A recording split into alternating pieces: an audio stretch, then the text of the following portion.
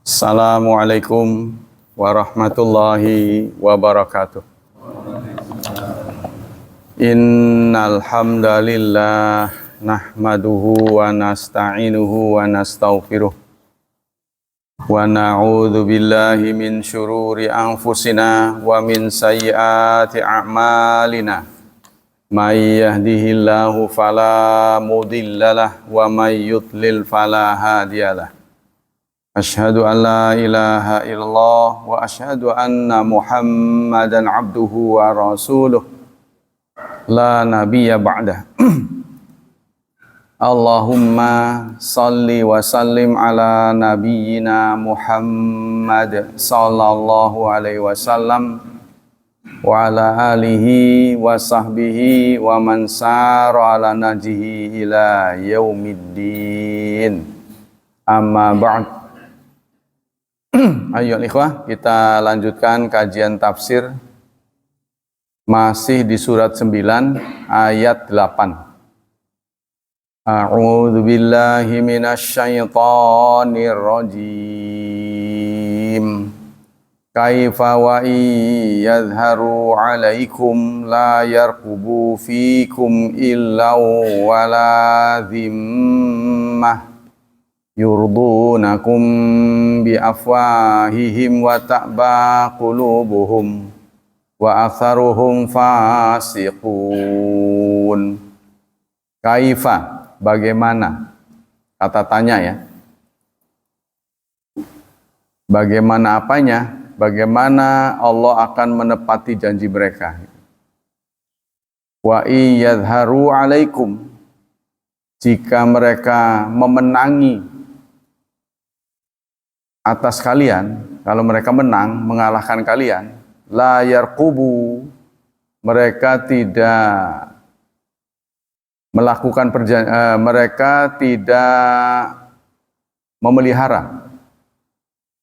Yarqubu sih mana asalnya tidak peduli ya, mengintai gitu ya, tidak memelihara. Fikum, pada kamu, ilan, kekerabatan, wala dhimmah, dan tidak pula perjanjian. Yurdunakum bi afwahihim, mereka mencari kerelaanmu dengan mulut-mulut mereka. Mulutnya manis ya maksudnya. Wa ta'ba qulubuhum, sementara hati mereka menolak. Wa aktsaruhum fasiqun, dan kebanyakan mereka adalah fasik. Kita baca tafsirnya. Artinya sepintas Allah menjelaskan kepada kita bagaimana mungkin kita akan selalu teguh pada perjanjian, sementara mereka sendiri tidak. Ya. Artinya kalau giliran mereka menang, mereka berbuat semena-mena. Tidak ada kerabat, tidak ada perjanjian, dilabrak. Tapi kalau giliran kita yang menang, kita menjaga adab. Qala Ibnu Jarir, yakni jalla sana'uhu, maksudnya Allah Subhanahu wa taala menyatakan kaifa yakunu, bagaimana mungkin lihaulal musyrikin, pada orang-orang musyrik itu, alladzina qadu ahdahum, yang telah melanggar janji mereka, auliman, atau bagi orang la ahdalahu minhum minkum, yang tidak ada perjanjian denganmu ya. Jadi ayat ini ditujukan kepada orang musyrik dan orang-orang pihak lain yang tidak ada perjanjian dengan kaum muslimin. Ayyuhal mu'minun, wahai kaum mukminin, ahdun, perjanjian, wa dhimmatun, dan tanggung jawab. Jadi bagaimana mungkin mereka akan teguh pada perjanjian dan punya tanggung jawab? Wa kaifa wahum. Di sini wa iyadharu alaikum, sementara jika mereka mengalahkanmu, yaghlibukum, artinya mengalahkanmu, la yarqubu, mereka tidak menjaga, fikum, padamu, ilan, persaudaraan, wala dhimmatan, dan janji. Jadi mereka kalau mengalahkan kita, maka semuanya dilanggar. Ya. Waktafa bi kaifa. Dan Allah menggunakan kata kaifa dalilan ala ma'nal kalam. Menjadi dalil atas makna kalam litaqaddumi ma yuradu min makna biha qablaha, karena sudah dibahas sebelumnya. Jadi Allah juga menyebut kata kaifa, bagaimana mungkin. Terus nggak ada lanjutannya. Ya. Jadi kembali ke sebelumnya, kaifa yakun musyrikin, itu maksudnya. Ya, ini jadi disebut kaifa yakun musyrikin ahdun indallah inda rasul, ini kepanjangannya. Jadi cukup diulang kata kaifanya saya. Bagaimana mungkin kita akan teguh pada perjanjian sementara mereka tidak. Ya. Kita lanjutkan. Yurdunakum bi afahihim. Mereka meridokan kamu. Yurdu itu ridho, ya. Jadi mereka berbuat supaya kita ridho. Jadi mereka menyenangkan hatimu dengan kata-katanya. Bi afwahihim, dengan mulut-mulut mereka. Artinya kalau mereka lagi di bawah, ya, kekuatannya di bawah kita, mereka akan mengatakan kata-kata yang manis. Ya. Wa fa inna yaqulu yu'tuna bi alsani min qaul khilafa ma yutmirunahu, berbeda dengan apa yang ada di dalam hati mereka. Jadi kalau mereka lagi giliran kalah, mereka bermanis-manis dengan kita. Tapi begitu mereka punya kekuatan, kita dihabisi. Ini juga menjadi pedoman umum buat kita. Kalau Anda cinta Indonesia, jangan biarkan penguasa dan pengusaha didominasi oleh mereka. Ya sampai hari ini, makanya kita ada istilahnya 9 naga, bukan? Anda ingat terakhir berita tentang pagar laut, sekarang dibeton lebih kokoh lagi. Nah itulah, karena itu nggak bisa. Pengusaha dan penguasa harus dominan umat Islam. Itu sejarah begitu. Sejarahnya begitu. Lihatlah Filipina itu. Dai yang sampai ke sana sama umurnya dengan Indonesia. Tapi di Indonesia kita menjadi mayoritas, di sana minoritas. Lihatlah di Indonesia Timur. Ini kelalaian kita, ya. Kelalaian kitanya kenapa? Kita kepengennya yang enak-enak gitu. Bergerombol. Setelah kita paham Islam, kita bergerombol di Jawa. Nggak nyebar. Kan ada siapa itu, seorang ustaz namanya, saya lupa.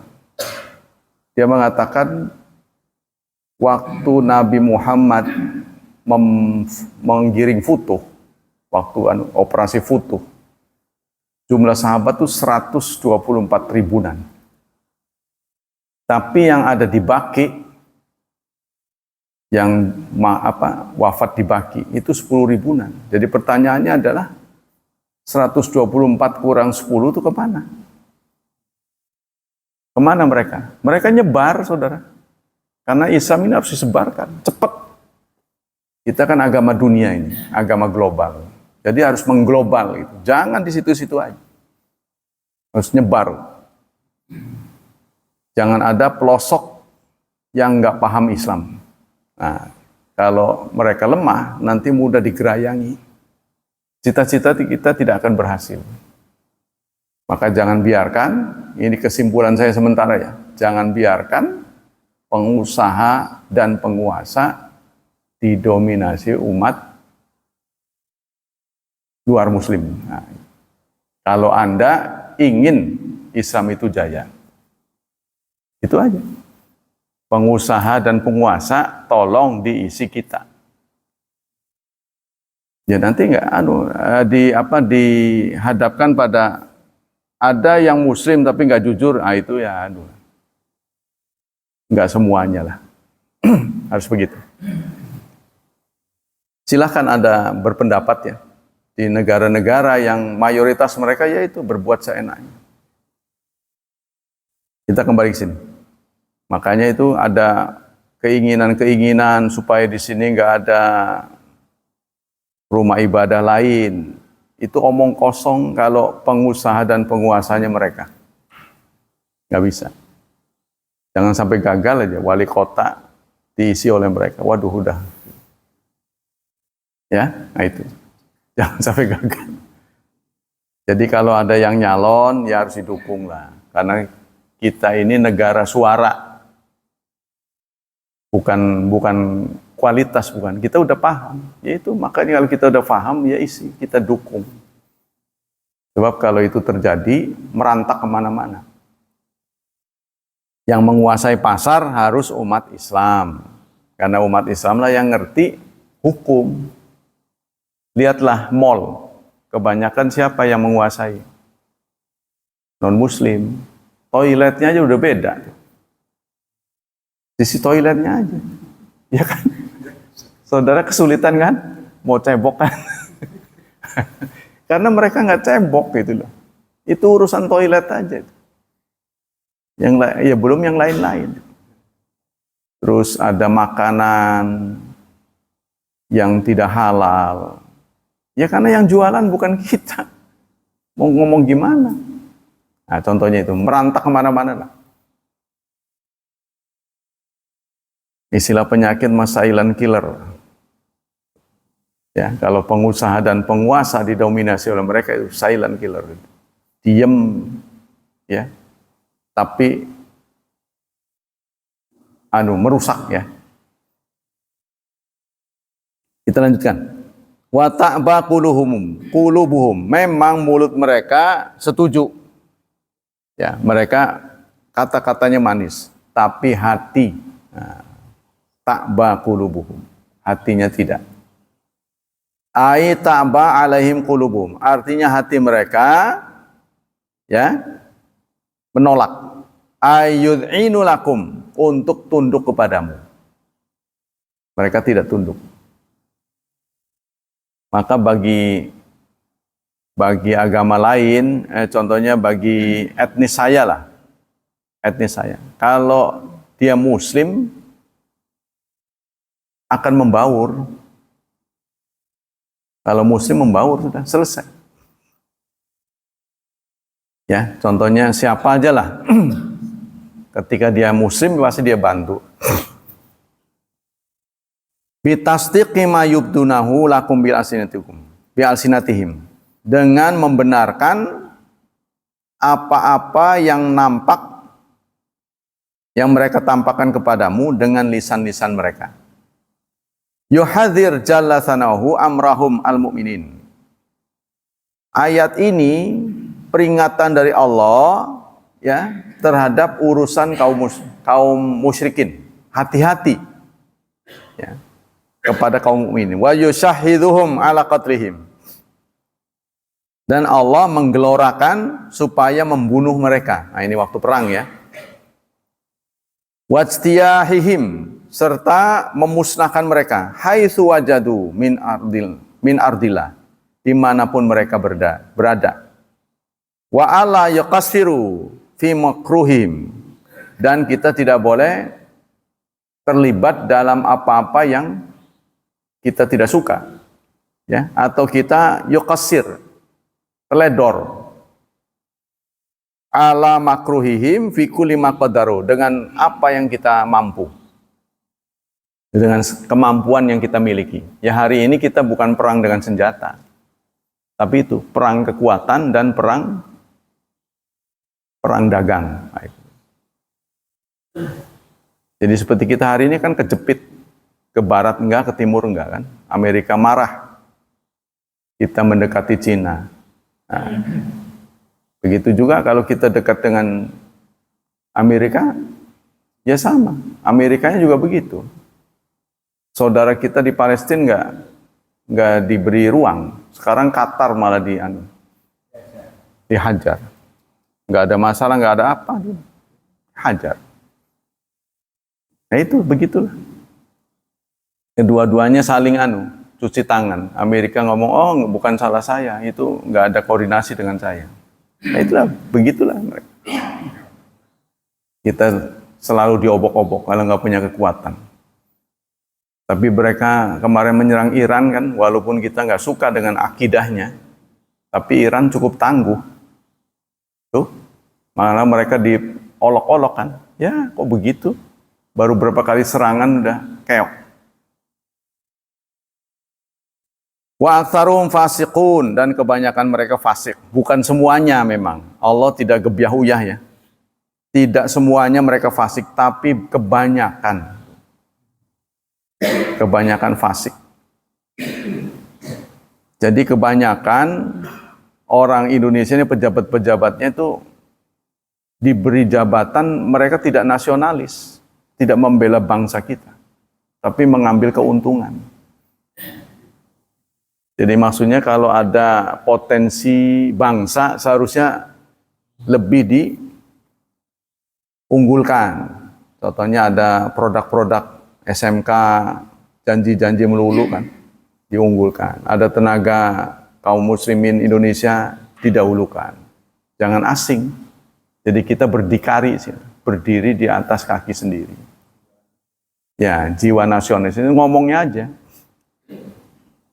Kalau mereka nasionalis pasti udah memperhatikan rakyat ke depan. Mestinya begitu. Tapi ya kembali saya juga ngomong doang, saya nggak menjabat. Akan teruji katanya kalau saya diberi jabatan. Apa ya benar sesuai dengan apa yang saya ucapkan, seperti kemarin pelajaran akhlak. Marah itu diperlukan untuk ngetes apakah orang itu benar apa enggak. Jadi kita cari marahnya. Waktu marahnya. Nah, kalau marahnya itu sopan, apalagi nggak marahnya. Ya gitu katanya. Jadi kita tidak akan pernah tahu orang itu sabar apa enggak kalau kita nggak tahu cara marahnya. Makanya ada orang yang menyodorkan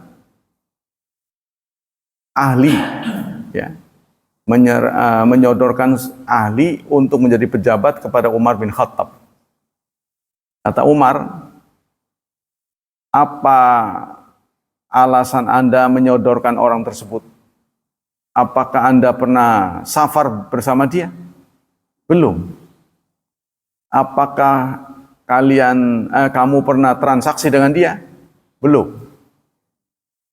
Apakah kamu pernah bertetangga dengan dia? Belum. Apa alasanmu menyodorkan aku? Jadi kebaikan orang itu dapat dilihat dalam kebersamaan. Ya, kalau dia pernah join, dia menyelesaikan dengan baik, nah itu berarti orang baik. Pernah safar bersama, dia orangnya baik, nah ketahuan. Ya contohnya kita umroh lah, atau haji, kan makan waktu yang cukup lama. Kita tahu dia taat apa enggak, karena kita terus bersama. Itu salah satu kriteria. Wa qala aidan wa ikhtalafa ahlu ta'wil fi ta'wil qauli la yarqubu fikum illa wala dhimma. Ahli tafsir berbeda pendapat ya dalam menafsiri ayat la yarqubu fikum illa wala dhimma. Faqala ba'dhum ma'nahu la yarqubullah fikum wala ahdan. Mereka tidak menjaga Allah padamu. Jadi sama sekali tidak ada pikiran Allah pada mereka. Artinya apa? Hal-hal yang berkaitan dengan kepentingan Allah itu tidak ada pada mereka. Ya, maksudnya kepentingan agama sama sekali. Wala ahdan, dan tidak pula sumpah atau janji. Wa qala akharun al-illa, kata illa itu qarabat. Ilan ya. Ilan itu hanya kerabat. Wa qala akharun mana halaf. Yang lain mengatakan adalah halaf, sumpah. Wa qala akharun al-ilu wal ahdu. Ada yang mengatakan lagi janji. Tapi kalau menurut penafsir ini, kata dia begini, al-ilu yastamil ala ma'anin salasa. Al-il, illa, itu maknanya ada 3. Pertama ahdu, janji. Yang kedua akdu. Ahdu dan akdu. Ya, ahdu itu janji, akdu itu akad. perikatan. Perikatan tuh yang, ya contohnya transaksi ya. Apa yang membuat kita terikat dengan orang lain? Perjanjian, transaksi, termasuk akad nikah. Akad nikah itu transaksi yang paling lama. Ya, bagaimana kita memperlakukan pasangan kita? Sering-seringnya kita berbeda sikap, sama orang lain baik, sama keluarga sendiri enggak. Ya contohnya itu, orang baru baik sedikit, terima kasihnya berulang-ulang. Nuhun. Tapi istri kita yang berbaik hati, saben hari dilayani.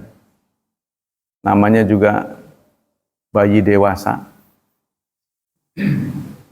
Kayak bayi kita. Bayi tua. Makan disiapin. Tuh, ngopi disiapin. Setelah pokoknya ranjang disiapin. Pokoknya. Seringnya nggak terima kasih. Seringnya nggak terima kasih gitu. Tapi insya Allah kita mah semua baik-baik. Udah sering ngaji sih ya. Jadi saudara jangan marah kalau dinasihati. Ini yang nasihati bukan saya, ini ahli-ahli. Pakar-pakar. Nanti kita tampil, saudara, kita hanya multi peranan saja. Kita hari ini di dunia berperanan sebagai suami. Yang dulunya mantu jadi mertua. Ya, kita berperanan jadi guru, jadi murid. Itu sebenarnya nisbi. Nanti di akhirat tuh rata. Tidak ada anak, tidak ada orang tua di sana. Kan akan lahir di akhirat nanti sebaya, umurnya sama nanti. Ya, kita dengan bapak kita akan berdiri sama tinggi, duduk sama rendah nantinya. Jadi nggak ada artinya. Jadi kalau kita jadi murid, jadilah yang baik. Jadi guru, jadilah yang baik. Tapi kalau menteri agama, syarat menjadi guru 2 kali, syarat menjadi murid. Kalau murid cuma 6, guru 12. Makanya kata beliau, jangan pernah cari kekayaan. Kalau Anda jadi guru, ya memang itu benar. Jadi kaya susah jadi guru. Iya, wong saya pernah bercita-cita jadi kaya, itu maka saya tinggalkan pengajian.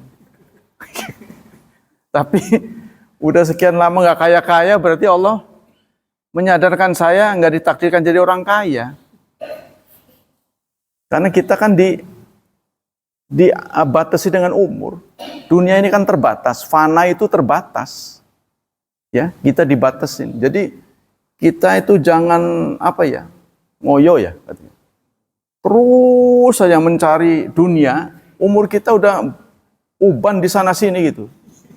Akhirat nggak diperhatiin. Kan kita bukan di sini aja kita. Kita mau touring lagi ke akhirat kan. Nanti masuk kubur. Nah, sekarang Anda jadi penghuni kubur. Ya udah nurut. Ya, nanti pada saatnya bangun. Nah, kita akan disidang katanya. Tapi pengalaman di kubur, enak atau tidak enak, itu akan menjadi referensi awal masa depan. Kalau di kubur nyaman, itu sudah pertanda baik. Tapi belum semuanya, belum final itu. Cuma tanda-tanda awalnya baik. Kalau kita diperlakukan dengan sopan, dimulai dengan tanya, dengan baik-baik, coba ingat, nah, takutnya nggak ingat ya. Karena baru bangun kan. Nggak tahu tidurnya berapa itu. Kan dalam Quran itu disebutkan tuh, Man ba'atsana mim marqadina. Sampai ada sakta kan. Hadza ma wa'ada rahman. Karena kita ditimbun di tanah lama. Kan lama enggaknya tergantung kiamat ya kan. Kalau yang dekat kiamat ya belum lama. Tapi kalau kiamatnya bakal lama, tahun 5.000 sekian, kita tinggal 2.000 sekian, kan ribuan tahun berarti. Atau katakanlah sahabat, udah lebih dari 1.000 tahun. Pantas saja begitu dibangunkan, mamba'atsana mim marqadina. Siapa yang ngebangunin kita ini? Nah, bangun itu.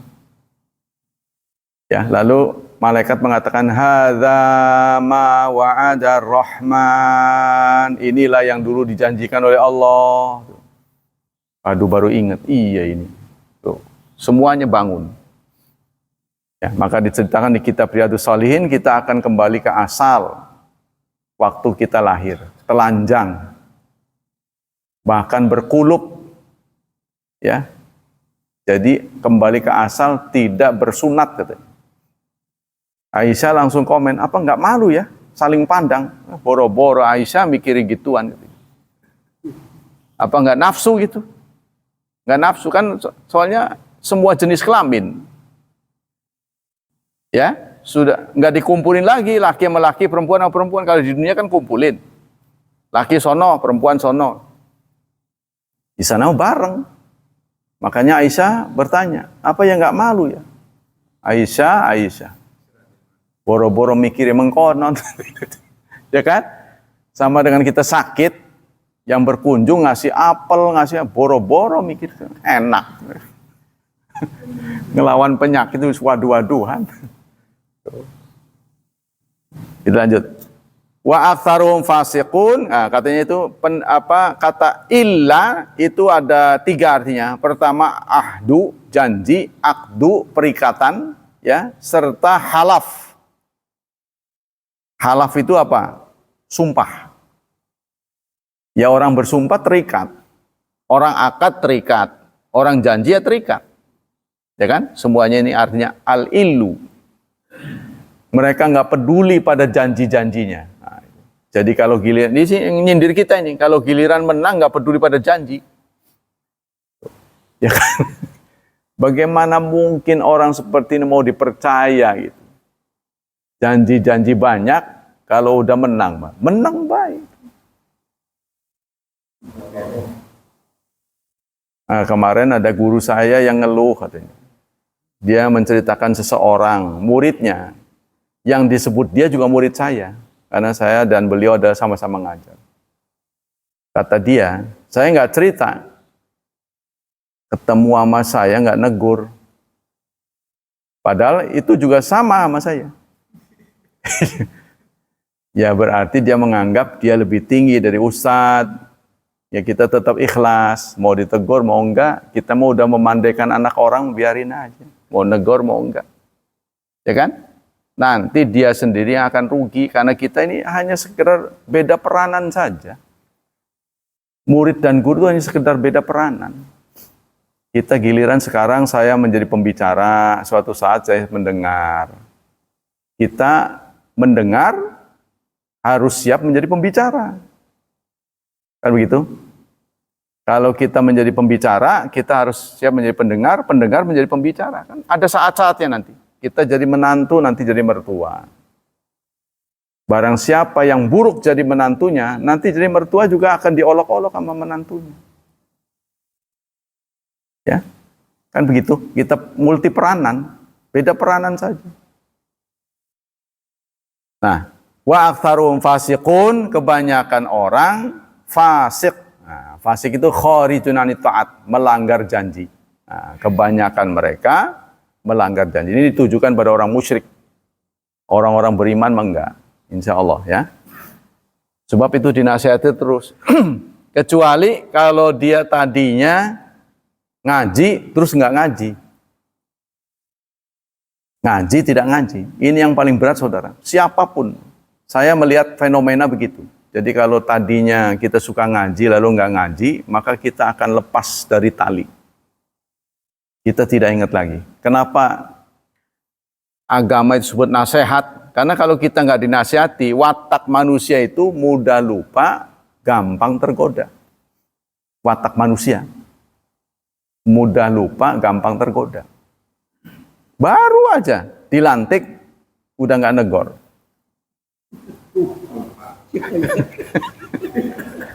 Ya kan? Baru saja dilantik udah nggak negor. Jadi itu 3 maknanya. Wa aktsaruhum fasiqun, kebanyakan orang fasik. Nah ini ya. Jadi kita harus ingat janji, kita harus ingat perikatan, komitmen kita. Semuanya itu akan ditagih oleh Allah Subhanahu wa taala di hari kiamat. Nah, itu ada ayatnya. Summalatus alun yauma idzin anin naim. Kemudian kamu akan ditanya tentang kenikmatan. Nah, ini gara-garanya ayat ini turun kenapa? Gara-gara ayat turun namanya asbabun nuzul. Suatu saat Abu Bakar keluar rumah. Umar keluar rumah. Nabi keluar rumah. Tidak ada tujuan. Tapi ketemu di jalan. Tumben mau kemana? Ya enggak. Ini Umar? Enggak. Bosen aja. Jadi Nabi Muhammad juga sama. Ya enggak, lagi anu aja bosen aja di rumah. Jadi rupanya mereka masing-masing keluar, di rumah tidak ada makanan. Ketiga ini. Yuk kita ke sana yuk. Gitu katanya. Mereka akhirnya di luar berencana ke salah seorang sahabat. Di rumah sahabat itu disambut dengan gembira. Tapi rupanya suaminya nggak ada. Ada istrinya. Jadi istrinya, sebentar ya, saya panggil suami saya lagi di ladang. Panggil, Rasulullah datang, Rasulullah. Namanya pemimpin datang kan berak lah. Luar biasa senang. Apalagi Rasul ya. Panggil. Waktu itu juga langsung disembelih kambing muda. Pokoknya servis lah. Ya. Tengkleng ya namanya. Ya, tengkleng. Pokoknya sate segala pokoknya. Terus buah-buahan, korma segala disediain. Setelah makan kenyang tadi gitu kan. Keluar ayat itu. Summalatus alunna yauma idzin anin naim. Kita akan ditanya kenikmatan yang baru kita nikmati. Ya Rasulullah, masa segitu aja akan ditanya? Ya. Ini apa rahasianya ini, peristiwa ini? Karena menyulitkan orang lain. Orang itu sampai tergopoh-gopoh gitu. Itu kita akan ditanya. Jadi ngeri juga ya. Ngeri juga ya. Dia kan rela. Hah? Dia kan rela. Iya dia rela, tapi tetap akan ditanya. Jadi makanya akhlak itu kan ada 4. Jangan mengganggu orang. Jadi orang jadi terganggu dengan kita itu. Tapi beda lagi penampilan kita sebagai guru-guru. Assalamualaikum, waalaikumsalam. Sing endi bae sirane gitu. Alhamdulillah Ustaz, kula sampun pindah. Ning dipindahe. Diceritakan. Tumbas niku tumbas. Inggih, sampun griya dewek, rumah sendiri. Pindah mbek or wara-wara katanya. Gitu maksudnya syukuran. Ini nih bahasa ini, aduh. Berat ini. Pindah orang wara-wara. Apa maksudnya? Itu saya sering sering menasihati ustaz-ustaz. Apa maknanya begitu? Saya ungkap kata-kata begitu. Nah, supaya mereka sadar. Supaya sadar. Seperti di antara mereka jadi naib. Apa maksudnya itu? Si wali nikah, saksi, dikon istighfar. Apa maksudnya? Istighfar baca syahadat. Apa maksud? Coba Bapak cari di kitab Simulai Cingkrang sampai ngelembreh itu. Ada nggak perintah kalau mau nikahin itu istighfar? Yang salah itu apa nikahin orang itu? Istighfar itu kan kesalahan. Ya kan? Seperti kita pada sholat, astagfirullah, Kesalahannya apa Pak? Iya takutnya ngelamun. Gitu kan? Ya memang sebelum takbir mah semangat. Ya kan? Nyurang supaya fokus itu. Tapi begitu Allahu Akbar berapa menit? Oh, mulai itu. Masuk. Sampai lupa udah berapa rakaat. Astagfirullah. Makanya kita astagfirullah. Begitu juga kita keluar WC, gufranak. Kan itu astagfirullah lagi sebenarnya. Ngende pangampurane. Gitu. Istilahnya gitu kan bahasa kita. Terus yang disalahkan tuh apa? Buang air itu salahnya apa? Kan bukan kemauan kita itu. Ada yang narik-narik kan? Iya kan? Maksudnya kalau ada tujuannya buru-buru, udah selesai ya lemes tuh. Salah apa kita keluar WC kok mengucapkan gufrana? Nah, gufran itu kan jaluk pangampuran nih. Kan begitu.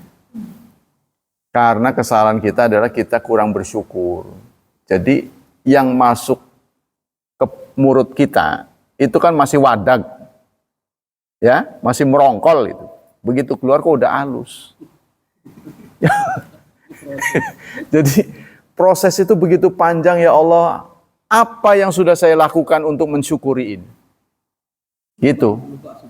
Nggak seberapa ya Allah sampai halus begitu ya Allah. Nah, kita bersyukur. Nah, tapi ini orang mau nikahin ini istighfar buat apa? Nah, saya ngomong nih lah, saya lagi mendidik guru-guru ini yang suka jadi naib. Saya tes mereka, takutnya mereka tersimpan dalil gitu. Itu kan? Tersimpan dalil. Sama dengan Maulid Fatimah. Maulid Fatimah kan diselenggarakan tuh. Ya kita lagi ngumpul, lagi menyaksikan Maulid Fatimah. Ustadz, mana dalilnya Maulid Fatimah? Kenapa Fatimah bukan Khadijah? Gitu.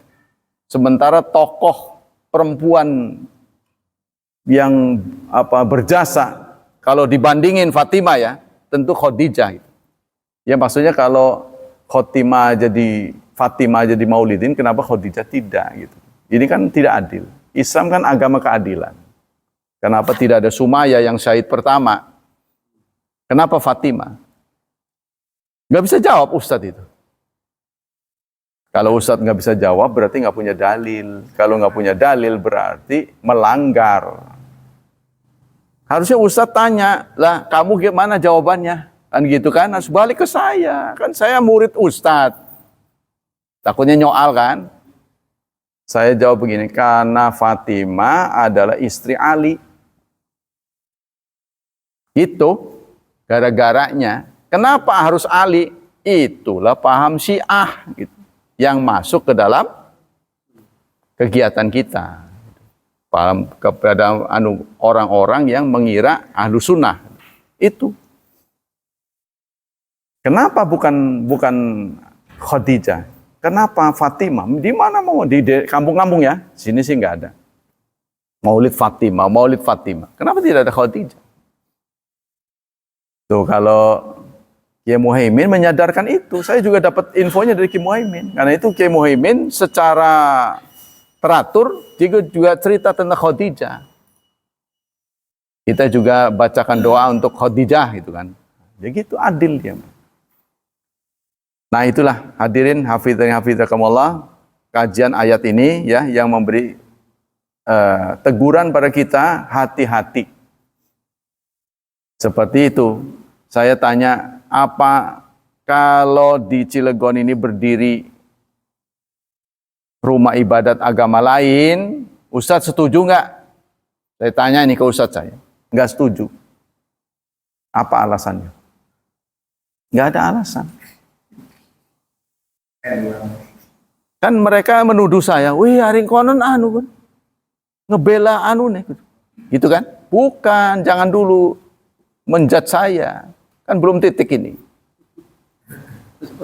Iya, kalau Ustadz ingin tujuan Ustadz tercapai, jangan pernah biarkan pengusaha dan penguasa dikuasai non-muslim. Itu aja syaratnya.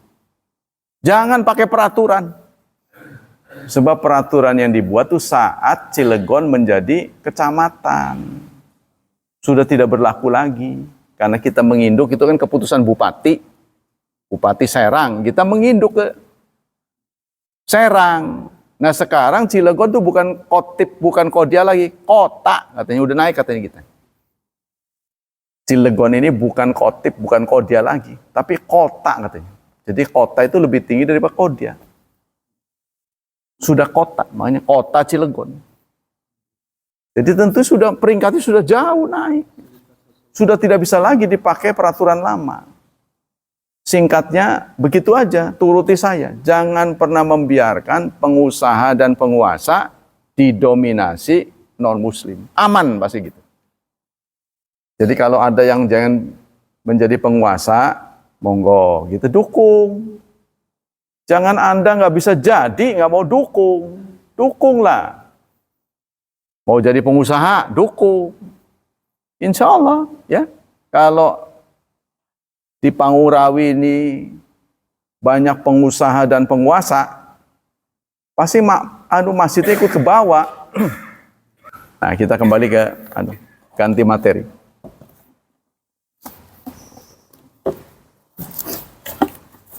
Bismillahirrahmanirrahim. Ada pertanyaan? Mana ini? Ana kuntu jahilatan. Saya dahulu bodoh. Nah, ini seorang wanita curhat ya kepada seorang syekh. Walil asaf faqad fa'altul katsir minal kabair. Saya banyak berbuat dosa besar. Saya dahulu banyak melakukan dosa besar. Summa nadimtu. Kemudian aku menyesal. Wastaghfartullah. Saya istighfar pada Allah. Wa da'autallah azza wa jal ayarzuqani bi zaujin salih. Saya mohon kepada Allah supaya dapat pasangan yang saleh. Ini curhatan seorang wanita. Wa badasana takriban tazawasu min rajulin salih. Ternyata keinginan saya dikabuli oleh Allah. Saya berhasil dinikahi oleh seorang laki-laki yang saleh. Wa baqitu ma'ahu sanawat, dan aku tinggal bersamanya beberapa tahun. Wa razaqanallahu bil walad, bahkan kami dikaruniai anak.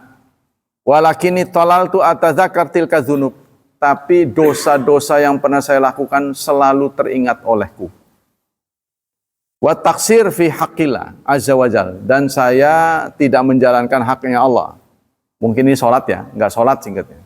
Wa tubtu ilallah walhamdulillah wal an ana fi hairatin. Meskipun aku sudah tobat, aku masih bingung. Hal aqada zawat sahih? Apakah pernikahanku sahih? Pernikahanku itu sah apa tidak? Karena saya penjahat, dia orang baik. Wah, ini luar biasa, ini ada perempuan tobat ya. Wa idza kana ghairu sahih fal yujaddad hadzal aqdu. Kalau dianggap tidak sah, apakah perlu diulang? Ma'ani uhibbu zaujai. Karena aku sangat sayang pada suamiku, wala astati'u firaqahu, dan aku tidak sanggup berpisah dengannya. Dijawab oleh Syekh, idza kanat hadhil mar'a lam taf'al ma takhruju bihi minal Islam wa innama hiya ma'asi wa kabair fa'aqtun nikah sahih. Kalau perempuan ini belum melakukan hal-hal yang menyebabkan dia keluar dari Islam, maka pernikahannya sahih. Pernikahannya sah. Pelanggaran-pelanggaran yang membuat seseorang murtad maksudnya. Fa'aqtun nikah wala yahtaju ila tajdidi. Tidak perlu diulang. Wa taubatuha mimma sana min asi idza kanat tamata syurut fa innal athal ma'asi 'alaiha. Kalau dia bertobat sesuai dengan syarat-syaratnya, maka perbuatan lalunya tidak ngaruh terhadap pernikahan. Ya, jadi ada perbuatan yang sudah dilakukan sebelum nikah, sudah lupakan saja. Sudah lupakan. Saya menemui pasangan, dia curhat pada saya. Ya, diam-diam laptop pasangannya diperiksa sama dia. Ternyata banyak foto-foto yang tidak layak dilihat sama laki-laki lain. Sehingga dia marah. Si suaminya ini marah. Dia cerita sama saya. Apa hak Anda marah? Wong itu kan terjadi sebelum nikah. Kata dia tetap berhubungan, Pak. Dari mana kamu tahu dia tetap berhubungan? Jangan curiga dulu, saya bilang. Gitu kan? Sebab mendapat istri itu karunia. Hajatannya mahal, saya bilang. Jangan ada keinginan untuk cerai, saya bilang. Hanya karena sepele. Sudah, kalau dia tobat, memperbaiki diri, ya sudah kamu terima. Itu bahkan saya pernah sampaikan pada dia. Tapi ya itu, karena dia emosi ya, dia tidak bisa terima kondisi begitu. Ya udah. Kita harus memaafkan pasangan kita masa lalunya. Kadang-kadang saya lihat pasangan-pasangan kita ini memperlakukan pasangan kita itu lebih dari binatang. Jadi bahasa-bahasa binatang itu masuk ke dalam rumah tangga kita. Tidak adil kita. Kadang-kadang pelihara burung, ya Allah, sampai kotorannya dibersihin. Dikasih buah yang terbaik, melon, minumnya aqua. Kita aja minumnya air sumur. Dimandiin. Tapi giliran ke pasangannya buruk. Itu sungguh tidak adil menurut saya. Tidak adil gitu ya. Maka kita harus insaf. Kita kepada orang, kalau Anda jenuh pada pasangan, itu barangkali karena perjalanan waktu itu biasa. Keluarlah. Kalau Anda harus berpisah, jangan cerai. Udah kemana kayak dulu. Pulang kampung. Karena senep ngelihat dia kan. Tapi jangan pernah berniat untuk diceraikan. Apalagi kalau sudah punya anak. Sebab menurut anak, perempuan terbaik adalah ibunya. Laki-laki terbaik adalah ayahnya. Jangan nyimpen keinginan untuk cerai. Sebab boleh jadi kalau Anda bertukar pasangan, ya, pasangan baru, itu kalau udah begitu lagi nantinya, sama aja. Tapi nilai Anda sudah rendah, turun harganya. Saya banyak menemui, kenapa bapak ini kok nggak pernah dikunjungi oleh anaknya? Oh, ternyata dia dulu ada kasus. Jadi anaknya pun sudah tidak hormat pada dia. Nah itu hati-hati. Harga kita turun gara-gara berganti pasangan. Kecuali sudah restu ya, seperti yang dialami oleh Buya Hamka. Istrinya meninggal duluan. Anak-anaknya sudah berpisah dengan beliau, sudah berumah tangga. Yang nyuruh anaknya. Buya nggak mau, saya sudah tua ngapain? Buya, kan Buya sendiri yang memberikan fatwa tidak boleh satu atap dengan muhrim yang bukan muhrim. Bukan istri lah. Istri juga bukan muhrim sebenarnya. Kalau bukan istri nggak boleh. Oh iya. Jadi akhirnya dinikahkan oleh anaknya. Nah itu benar itu. Yang begitu itu. Ya. Jadi kita jangan harus melihat masa depan lagi. Dampaknya gitu.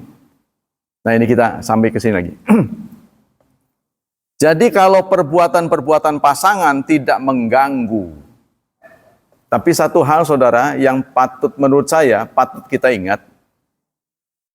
Kita berpasangan itu, pasangan kita bukan boneka ya. Dia manusia. Jadi harus diberi ruangan kemerdekaan dia. Kita tahu kita negara merdeka ya. Tapi kita tidak memberi kemerdekaan pada pasangan kita. Termasuk merdeka untuk memarahi kita. Waduh, Anda mungkin nggak terima fatwa saya. Sebab tidak ada kemarahan nasihat yang lebih baik melebihi pasangan kita. Kalau Anda dinasihati orang lain aja mau, kenapa oleh pasangan tidak? Sebab dia lebih ikhlas. Dia lebih tahu Anda. Percayalah omongan saya. Ya. Jadi termasuk kita tidak boleh membuat sedemikian rupa dia nggak boleh ngomong itu. Pokoknya ngomong sih kepret. Jangan begitu. Ya. Nanti Allah hadiahi Anda bisa stroke, nggak bisa apa-apa ini. Dia kepret juga. Nanti ngedulang Anda dijejelin gitu. Karena dendam itu. Dulunya begitu. Gitu. Jadi kita harus berbaik-baik. Dia sudah santun pada kita. Jadi ada takarannya tentuan. Jadi kalau Anda berbuat baik pada orang lain hanya karena sedikit masalah, dia baik pada kita, Anda berbuat baik. Kenapa pada istri kok enggak? Nah ini kita harus berpikir lagi. Ya itu jadi dia bukan boneka, dia manusia. Harus diberi ruang untuk protes pada Anda. Jadi kalau Anda tanya enggak setuju, ya terima. Oh gitu ya, nah, harus perbaiki. Jangan semuanya harus sama. Saya melihat ada keluarga-keluarga tertentu, anaknya nggak dikasih makan, tapi giliran suaminya mau datang, dia baru masak. Dari pagi, anaknya nggak diberi makan, nggak peduli mau makan apa. Tapi giliran suami mau datang, repot ya. Ya Allah, itu tidak berharga sama sekali. Ya, itu jangan begitu. Ini pengalaman saya, saya memberikan kemerdekaan yang luas pada anak saya. Maka itu anak saya pun ketika dia menemukan pasangan, dia lebih curhat kepada saya. Wah, kalau ke istri saya mah kadang-kadang dihalangin gitu. Nggak diberi hak untuk musyawarah. Nah itu ya. Murid saya juga begitu, memberikan syarat-syarat yang begitu ketat, itu membuat anaknya tidak merdeka. Nanti Anda akan menyesal. Jadi semua manusia itu harus diberi kemerdekaan. Yang penting jangan melanggar yang substansial. Jangan memilih pasangan non-muslim contohnya. Nah, itu baru kita intervensi. Tapi kalau menurut kita jelek banget sih kalau nggak ada yang bagusan. Ya menurut dia bagus gimana? Ya kan? Siapa tahu hatinya bagus, tuh kan? Siapa tahu dia sudah lebih tahu. Jadi kita yang tanya tuh apa alasan kamu memilih dia itu loh. Kita harus tahu. Jangan langsung intervensi. Oh, bukan satu suku. Sampai ada yang mau ini gila. Tapi gila. Saya menangani warga sini ya, saya nggak kasih tahu. Itu sampai gila.